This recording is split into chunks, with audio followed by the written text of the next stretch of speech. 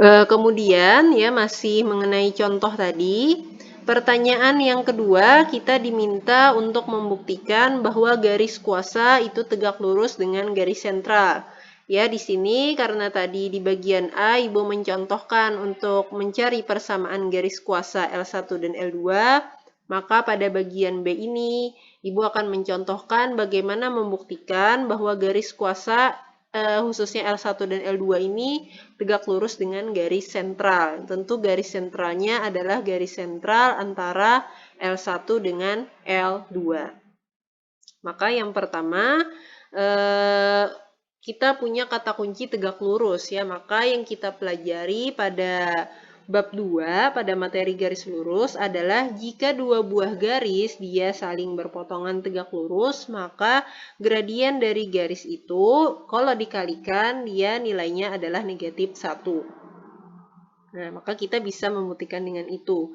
Namun ya karena tadi kita punya garis G itu dia persamaannya adalah X sama dengan 1/2 atau G-nya itu sejajar sumbu Y, maka yang paling mudah ya, maka otomatis ya sebelumnya otomatis kan G ini gradiennya kita anggap 0 ya karena dia sejajar sumbu Y. Nah, kalau kita mengalihkan 0 dengan MS kan hasilnya adalah 0 ya, kurang ini ya. Jadi yang paling mudah itu adalah dengan kita membuktikan bahwa S itu dia sejajar sumbu X. Kenapa? Karena sumbu X dan sumbu Y kan pasti dia saling tegak lurus. Nah, sehingga untuk soal yang B ya karena kebetulan G-nya itu adalah garis yang sejajar sumbu utama atau khususnya dia sejajar sumbu Y, maka untuk membuktikan dia tegak lurus dengan garis sentral, maka kita harus buktikan si S ini dia sejajar dengan sumbu X. Ya, jadi ini keadaan khusus.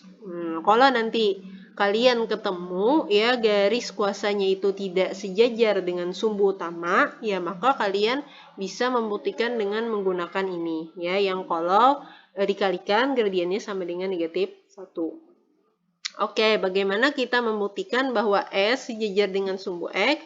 Ya mudah, berarti tinggal kita cari persamaan garis sentral ya atau garis S. Kita lambangkan dengan garis S.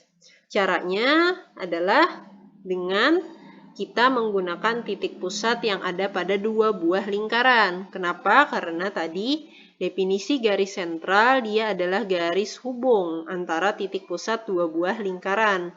Di mana lingkaran di sini adalah lingkaran L1 yang kalau kita kembalikan tadi ke soal, titik pusatnya adalah 3,2. Lalu lingkaran L2 titik pusatnya adalah negatif 2,2.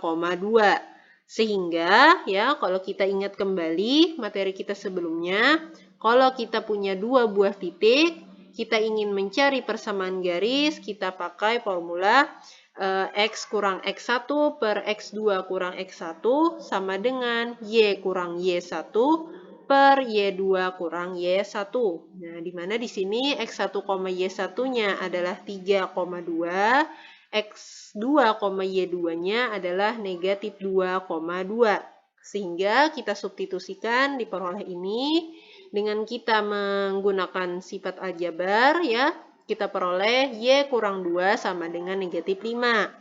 Kemudian dengan kita menyederhanakan lagi, menambah kedua ruas dengan negatif 2, kita peroleh bahwa Y-nya sama dengan persamaan S adalah Y sama dengan negatif 3. Ya, kita ingat kembali, kalau persamaan garis dia berbentuk Y sama dengan, ya, maka dia berarti sejajar dengan sumbu utama atau sejajar sumbu utama yaitu sejajar sumbu X.